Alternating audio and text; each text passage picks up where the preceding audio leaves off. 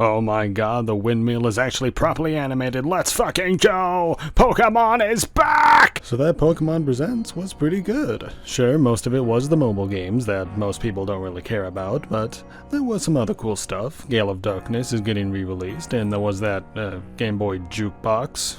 Yeah, sure, why not these days? I hope it just sounds immediately like it actually came from the Game Boy, crunch and all, baby. But I want to talk about the main event, Pokemon Generation 10, Wind and Waves, and how the trailer started with this beautiful piano piece with this gorgeous concept art. But don't let that distract you from this cute little married Pikachu couple. Yeah, they are definitely swingers. They are definitely signing up for the breeding program here on vacation. My first reaction was the same as many others, and just how much of a step up in visuals this game is compared to the previous generation. The water being first front and center, which has always been an easy way to show off a game's graphic fidelity, as it is one of the hardest things to make look good in a 3D environment, video games especially. Mario Wii U from Miiverse would be proud. Also more variety in the trees, and the foliage looks good too. Lighting's not half bad either. And just going off visuals alone, I can only assume that this takes place in the Pacifics. Southeast Asia or coastal Australia would be my guess. And with the emphasis and hints on underwater exploration returning from Generation 3, I believe that theory stands. Yeah, the environments look good and are a definite step up from previous titles. Unfortunately, I can't say the same about these starters. Look at this Angry Bird reject. I can see why Rowlet never talks about him. Look at this Palm Boon motherfucker. Not a thought in those goddamn eyes. And look at this Gakua. What am I looking at? It's oblong. It's ugly. I can't tell which is worse. I love them all! I want to hug them and squeeze them and call them George. I swear to God, all of them are going to be bipedal except for the bird. It's going to be quadriplegic. That's the twist. And I ain't saying no. If you're wondering if I have any criticisms in the visuals, well, the Pokemon look like they clash just a little bit with the environments. From the little I played of Scarlet and Violet, I did notice the Pokemon had a more realistic texture to them. It's probably why the game ran so shit, but I wouldn't mind seeing it again, but I know a lot of people didn't really like that style. It's not really a big thing. Not asking they look like they came out of Detective Pikachu, it's just, something I notice a little bit. Whether it'll be open world like Scarlet and Violet, or it'll be segmented similar to Legends Arceus, we'll have to wait and see. I believe both methods have room for improvement, that we can reach the best of both worlds, but it will have to wait and see. And wait we will have to do. At the end, it was revealed it wasn't going to be released in 2026 holiday like most people thought. The next mainline games aren't releasing on the 30th anniversary. They're slated to release next year in 2027.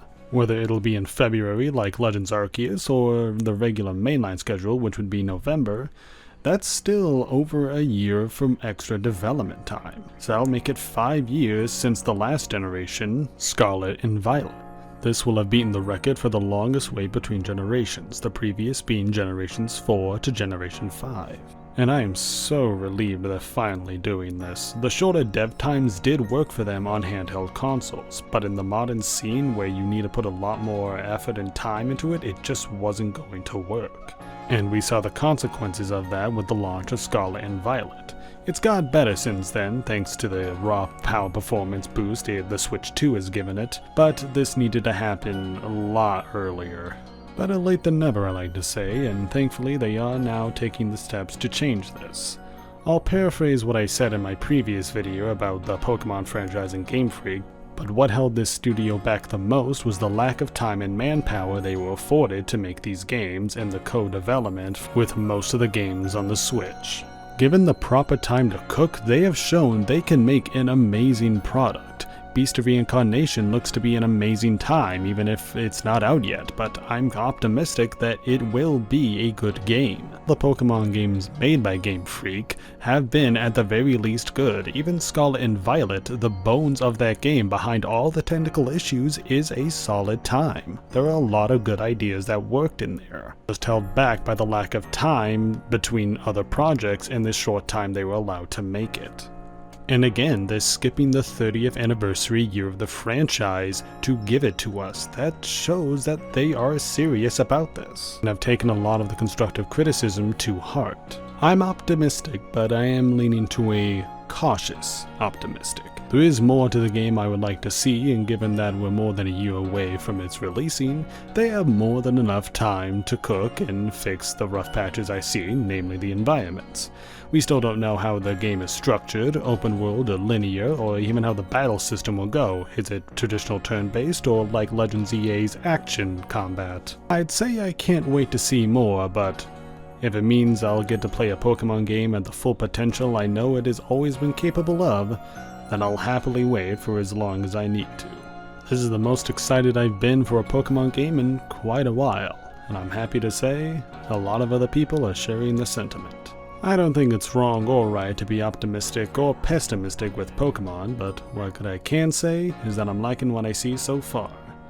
That's really all I wanted to say for today. Thank you for watching, and I hope you have a fantastic day.